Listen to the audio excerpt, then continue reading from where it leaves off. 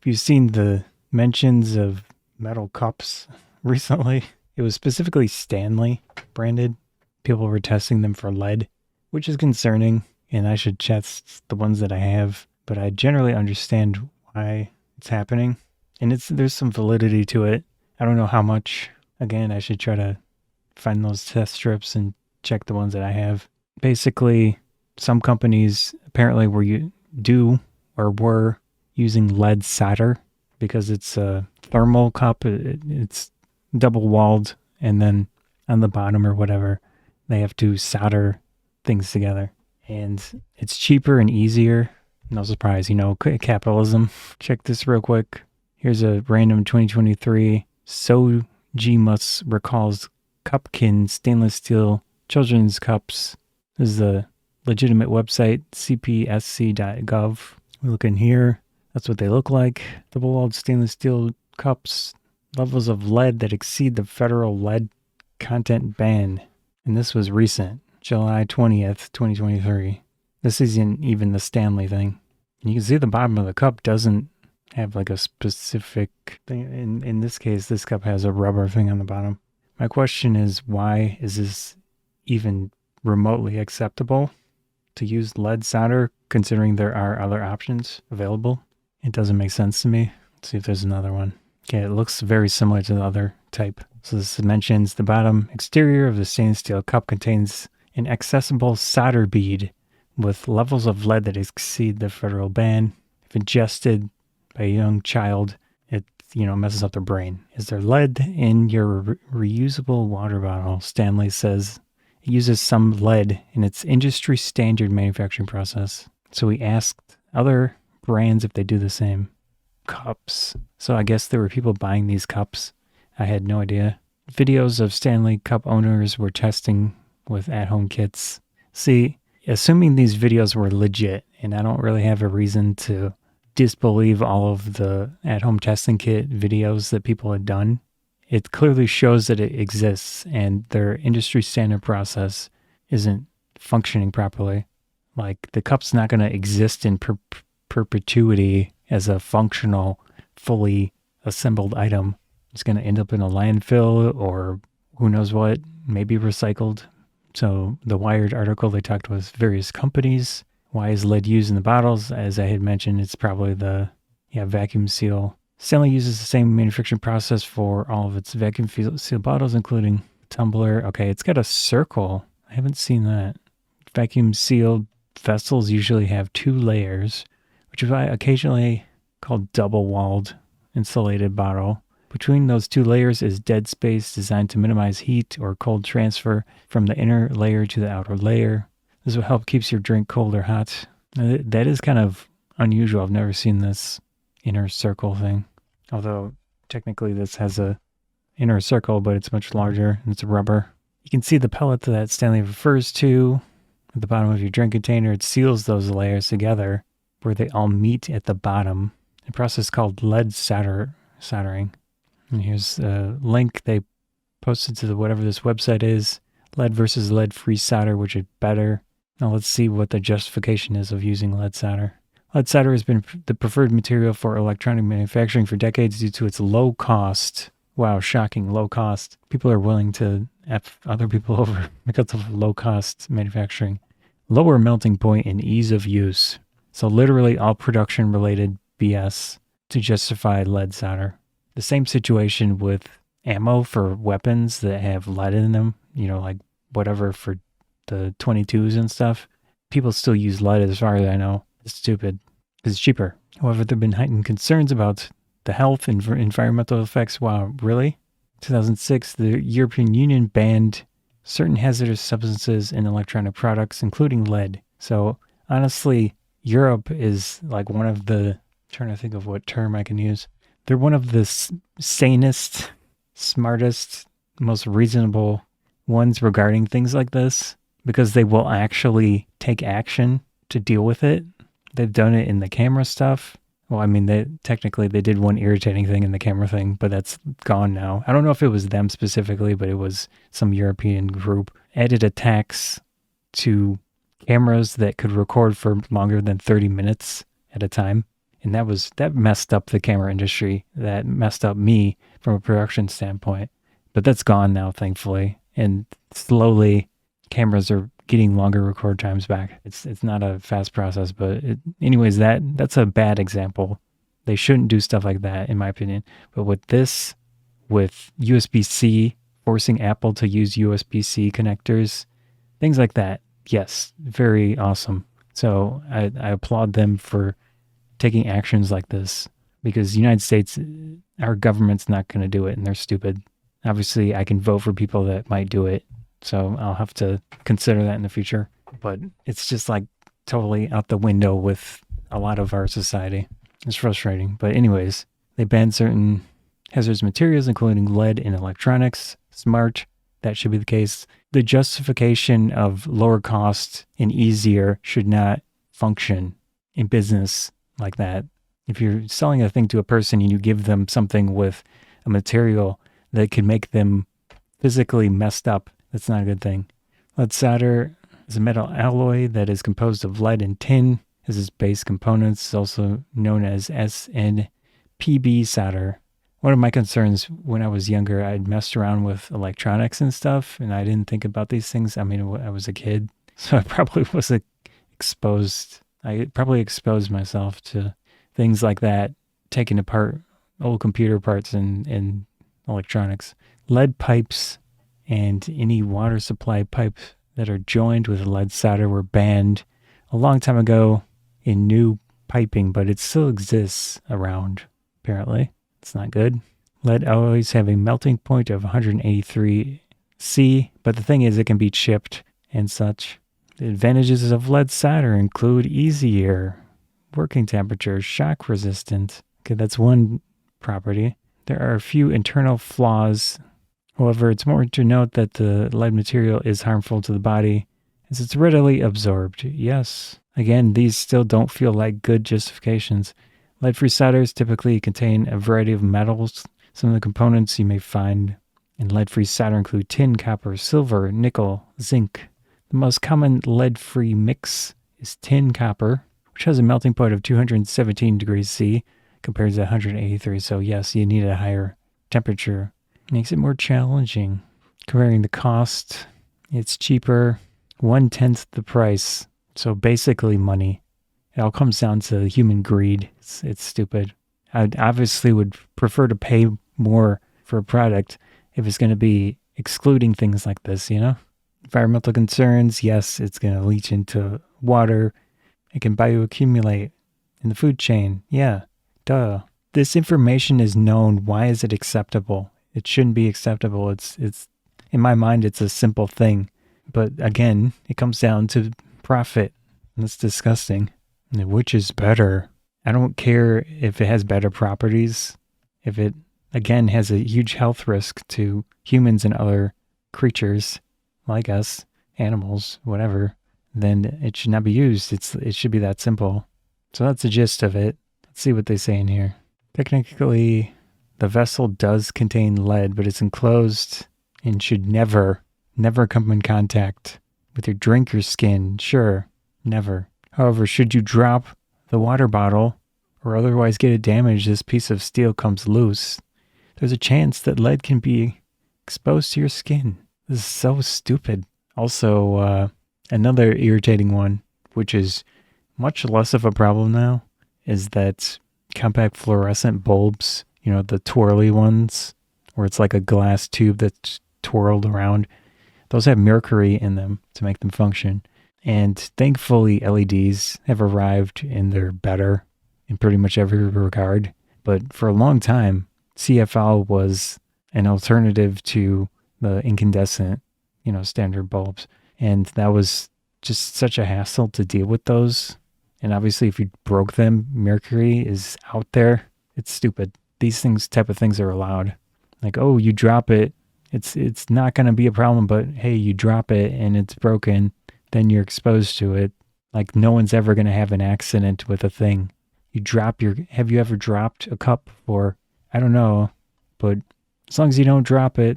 And what about manufacturing defects? Is it a perfect seal? I kind of doubt it. Lead is a naturally occurring toxic metal. That's not the justification. Once it enters the body, it's distributed to the organs such as the brain, kidney, livers, bones.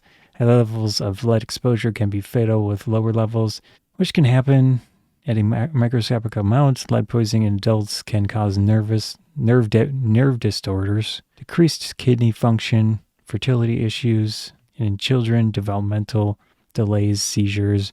Yeah, so just saying that it's naturally in the environment doesn't justify using it in products that people handle every day and can potentially break, drop, have manufacturing defects to expose them to more of it. It's just the stupidest type of stuff that I see. Okay, here's this might be helpful. Lead soldering is low cost. Yeah, okay. Alternative methods are available. Several of the reusable water bottle companies we reached out to do not use lead in their manufacturing process. Here's a list. This is good. I'm going to consider these in as long as I verify that they are telling the truth. And the question will be, will they mention that people, did they tell us of the ones that they contacted but said did not respond? So we've got AWALA makes popular bottles like the Free Sip. It says it has never used lead in its manufacturing process. The production of vacuum sealed containers using lead-free solder is more costly and complicated. However, we made a commitment from day one to use lead-free solder. Okay, let's take a look at their products. I don't like the super tall, thin ones. So these are sponsored Star Wars Kids Cup. Something like this is kind of decent. Coffee tumbler. It's very simple looking. The cap is simple. Is that a button though? 24 hours. 20 ounce. It looks nice. I like the green one. Oh, I don't like the white cap. Maybe black. Well, are they all white caps? I wish they would do a black cap with the black bottom. Looks pretty nice. Doesn't look like they have any wide ones. I'm not a fan of these ones with the narrow bottom. The reason that probably exists is because cars have small cup holder things. And they want to fit in a car thing, but I prefer a wider one just for home use. So far, these look like the nicest ones. I don't know how much 20 ounces, that's not a huge amount. And I'm 6 foot tall man, so I tend to drink a fair amount of liquid. Here's a 32 ounce. Next, Hydro Flask, another internet famous water bottle company, stopped using lead more than 10 years ago. By 2013, the lead was out of their flask production process because the brand designed a proprietary sealant, Temp Shield. What the heck does that mean? Yeah, this is marketing garbage. Why don't you just tell us what it is? Yeah, I don't think I would bother because it sounds like marketing crap.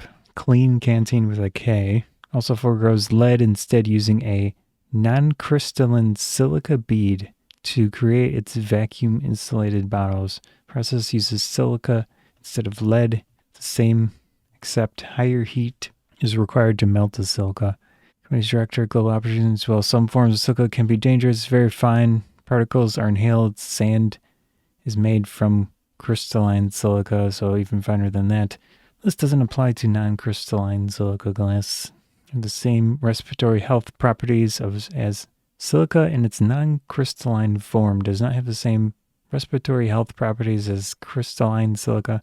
And it's nice that they provided like some actual information, which sounds reasonable. 20 ounce. It's a very thin boy. Our steel is recycled. Safe materials.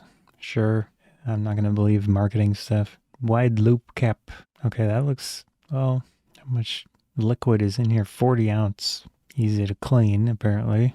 I prefer something with just metal on the exterior instead of paint. 20 ounce. So this is the same size as the other brand. And for whatever reason, the green one's cheaper. Well, this is nice looking. It's only 12 ounce though. Like, make one of these a bit bigger. It's really good for that. Let's see, we've got Mir. It's the only company of the ones we contacted to use lead in its manufacturing process. According to its website, the pellet does contain lead. Oh, please. Waste reduction. Yeah, you're full of BS. Following companies did not respond. Yeti, Hydro Jug, Greens. What about Bubba? This is Bubba branded. I think I got this one at Walmart, so I have my doubts it's anything good. Even if the cup is never damaged and you're never exposed to lead, If it's used in the manufacturing process, workers are still around to the material in some way. Yes, that's very true. So that was a helpful article, but I'd like to see more companies question about this. It shouldn't even be a thing, but it is. When was this made? 2020. This is what a leaded sealing dot looks like in stainless steel water bottle. Okay. Oh, mine have rubber. May have lead sealed dot, in which the cap covers thermal flask as a knockoff of hydro flask, pre-18 hydro flask. Okay, that's consistent with the other article. That thing looks like it's been through a war. Saying any of these could be, yeah, they didn't. No exposed. Facebook is such a piece of garbage. They have pages and things, but they make them so difficult to access externally without logging into Facebook. It's stupid. They're such a scummy company in general. I still use it, but it's not a great experience. I post a lot of my cosplay photos. I go to a convention, take photos of a bunch of people. There really aren't a ton of other options to post photos to, so that I do put photos on there, but it's probably hard for people to look at, so would prefer an alternative at some point. And also Facebook has been training AI and public photos on their platform, which is not cool. So yeah, not a great situation. This is stupid. If it's a false positive, so what? You know, it's dumb. So they linked that website. Stuff with lead. Pottery, toys, vintage Pyrex, plastic, dishes, mugs. Oh, geez. Don't use old cups. That's pretty bad. As high as 75,000 ppm arsenic in the paint. Yeah, don't drink from old cups. So everyone's quoting them because they don't want to put any actual effort into their articles or do any tests or anything like that. So the right and wrong way to clean a Stanley cup. There shouldn't be a situation where if you clean it wrong, you're going to get exposed to lead. I'm sorry. That's stupid. As I mentioned, it's like copies of all these articles are almost in the same order. So these are the recall ones. Yeah, that was useless. Oh, man. See if the Washington Post has any more information. No, literally, what the heck? Is this how news actually functions? Let's put minimal effort into this, even though it's a popular topic. Yeah, that was another waste. Okay, who else do we have here? Wired actually put a little bit of extra effort in, but still had a lot of the same information. They might have copied it from other people. Let's try Vox, whoever they are. That's the same picture. Is this an AP? It's Getty Images. So they're even using the same photos. BBC. Oh, the same photo. Deja vu, whatever. So the Proposition 65 thing. The issue I have with this Proposition 65 is it doesn't specify, and the companies don't have to say what things you could be exposed of specifically. So it's not super useful. But I guess you could just avoid every single thing that has this warning on it. I highly doubt they're going to have anything extra. Oh, same exact picture.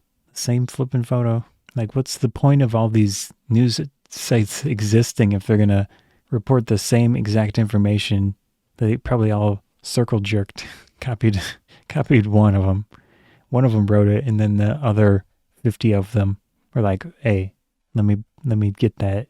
So this one's talking about why it's a trend. I guess that fits forums a little bit better, but still useless to me. Something compared to, you take a news organization and then let's say you take a YouTuber. The YouTuber is going to go buy some flipping cups, test them. The news organization is going to go and circle jerk copy each other and then get the same stock photo. Use that. Let's try health.com. Nope. It looks like the same exact garbage. Even the same titles each section. CBS Sports. So I mentioned Hydro Flask.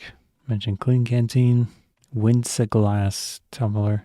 I'll copy this one. I haven't seen this yet. I mean, clearly glass has a lower... Glass can have lead in it too, but I don't know if this can handle tea and stuff like that. Price is reasonable, but I wouldn't necessarily... It doesn't look like they specifically contacted that company or anything. Let's see if US Magazine has better information. Okay. No, I don't know if this is even valid, because it's probably the same stuff. Yeah, it doesn't look like they even tried. They're just assuming that they could be lead-free. Okay, they're a flop. Do I waste my time on Time Magazine? Nope. I got the same flipping, not even going to look at it. Same stock photo. All right, I'm wasting my time here. Same stock photo. Let's see this, whatever this is. We got this covered.com. Hydro Flask. Lead Safe Mama. Life Factory. Still a low effort option here. That one's also, I guess that was the last one. Yep. Another low effort. Something to look at in the future. My cups are getting old, so I wouldn't mind swapping some of them out anyways. Stop, I'm going to search on Bubba branded. So here's the brand of this large cup. Got that at Walmart, so I have my doubts. These are actually the same manufacturer. Now let's take this, do a quick search on here. Natural Baby Mama. Not going to even let me look at it. Friggin' X. 2017. Oh, man. 2018. They appear to have like almost no social media presence, so it was 3 days ago. People haven't proactively tried to contact them. Nope, can't really search on Instagram. I would assume that these are because of how it's designed, but you never know. They're both intact, although this one does rotate. Interesting information. Might look at that in the future.